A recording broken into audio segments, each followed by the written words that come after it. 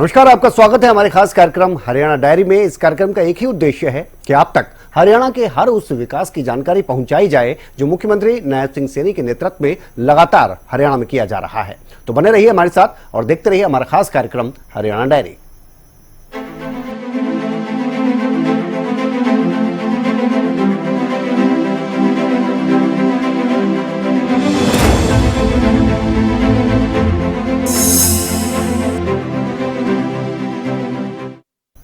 तो हरियाणा में किसानों की आय दोगुना करने और गौ माता के संरक्षण के लिए हरियाणा की नायब सरकार ने लगातार बेहतरीन कदम उठाए हैं। इसी का नतीजा है कि आज हरियाणा में किसान जहरीली खेती को छोड़कर प्राकृतिक खेती की ओर तेजी से रुख कर रहे हैं। इस बार के बजट में भी किसानों की आय दोगुना करने और गौ माता के संरक्षण के लिए कई बेहतरीन कदम उठाए गए हैं।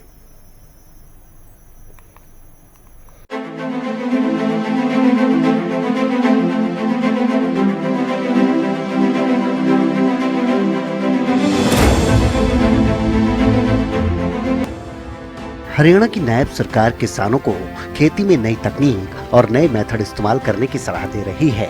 इससे उपज बढ़ाने के साथ ही किसानों की कमाई भी बढ़ रही है। हरियाणा सरकार के प्रयास से अब किसान प्राकृतिक खेती के लिए आगे बढ़ रहे हैं। हरियाणा सरकार ने बजट में प्राकृतिक खेती को बढ़ावा देने के लिए विशेष प्रावधान किया है। वित्तीय वर्ष 2025-26 में सरकार ने प्राकृतिक खेती के लक्ष्य को बढ़ाकर 1 लाख एकड़ भूमि कर दिया है। ये लाभ अब 2 एकड़ की जगह 1 एकड़ की खेती करने वाले किसानों को भी मिलेगा। साथ ही गौ माता के संरक्षण के लिए भी कई कदम बजट में उठाए गए। देसी गाय खरीदने के लिए दिए जाने वाले अनुदान को बढ़ाकर सरकार ने 30,000 रुपए कर दिया है। साथ ही पशुओं के बीमा को लेकर भी अहम कदम उठाए गए। सरकार ने कृषि व कल्याण विभाग के बजट को 19.2% इस बार बढ़ा दिया। प्राकृतिक खेती में किसानों को कच्चे माल के भंडारण प्रसंस्करण के लिए 4 ड्रम की खरीद के लिए प्रति किसान 3,000 रुपए दिए जाते हैं। इसी प्रकार 2 एकड़ या उससे अधिक क्षेत्र में प्राकृतिक खेती अपनाने वाले किसानों को पहले देसी गाय की खरीद पर 25,000 रुपए की सब्सिडी दी जाती थी। अब वो बढ़ाकर 30,000 रुपए कर दी गई है। इस तरह से गौ माता का संरक्षण भी होगा तो वहीं प्राकृतिक खाद के मिलने से प्राकृतिक खेती में भी मदद मिलेगी। मुझे ये भी खुशी है आदरणीय प्रधानमंत्री जी हर रोज सुबह अपने निवास पर गौ माता के दर्शन व सेवा करके अपनी दिनचर्या का शुभ आरंभ करते हैं। ये हमारे लिए बड़ी खुशी की बात है। मुझे ये भी खुशी है कि पंडित दीनदयाल जी उपाध्याय जी ने कहा, उन्होंने अपने शब्दों में कहा कि गाय ग्रामीण अर्थव्यवस्था की रीढ़ है, इसका संरक्षण कृषि और समाज के लिए आवश्यक है। इसी दिशा में हम आज गौ पालन को धार्मिक आस्था के साथ साथ पर्यावरण, कृषि और ऊर्जा से भी जोड़ रहे हैं। मुझे खुशी है कि हमने इस वित्त वर्ष में 1 लाख एकड़ भूमि में प्राकृतिक खेती करने का हमने लक्ष्य रखा है और गाय के गोबर से प्राकृतिक खेती हो। जो जहरीली खेती लगातार उसकी तरफ बढ़ रहे हैं, हम प्राकृतिक खेती से उस जहर मुक्त खेती की तरफ हम गति से बढ़ रहे हैं और हमने इस बजट के अंदर 1 लाख एकड़ भूमि पर प्राकृतिक खेती करने का लक्ष्य रखा है ताकि जहर मुक्त खेती लोगों को स्वच्छ बिना जहर के अनाज मिले। ये हमने इसका निर्णय किया है। इसमें हमने पंचगव्य के महत्व को भी देखते हुए देसी गाय के पालन को हम बढ़ावा दे रहे हैं। हमने इसी वित्त वर्ष में इसी बजट के अंदर हमने ये भी प्रावधान किया है कि अगर हमारा कोई किसान भाई कोई देसी गाय खरीदता है, पहले सरकार उसको 25,000 रुपया देती थी, अब हमने निर्णय किया है देसी गाय खरीदने के ऊपर 30,000 रुपया देने का निर्णय भी ये हमारी सरकार ने किया है।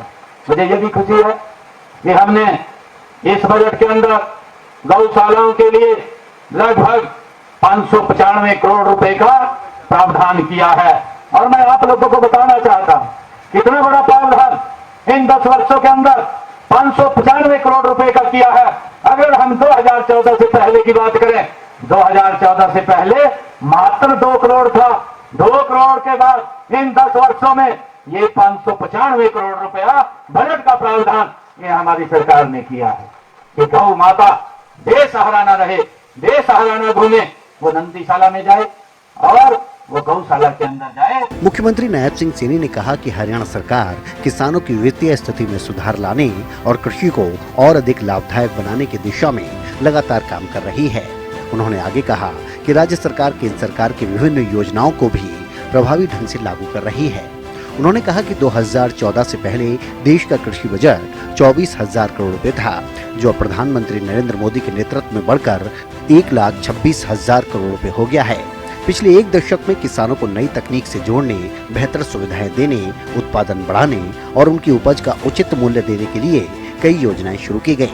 आज की भागदौड़ भरी जिंदगी में खान पान ठीक न होने के कारण लोगों की उम्र सीमा भी लगातार घटती नजर आ रही है। ऐसे में केंद्र सरकार के साथ साथ हरियाणा सरकार भी किसानों को प्राकृतिक खेती करने के लिए लगातार जागरूक कर रही है। सरकार के प्रयासों का असर धरातल पर भी देखने को मिल रहा है।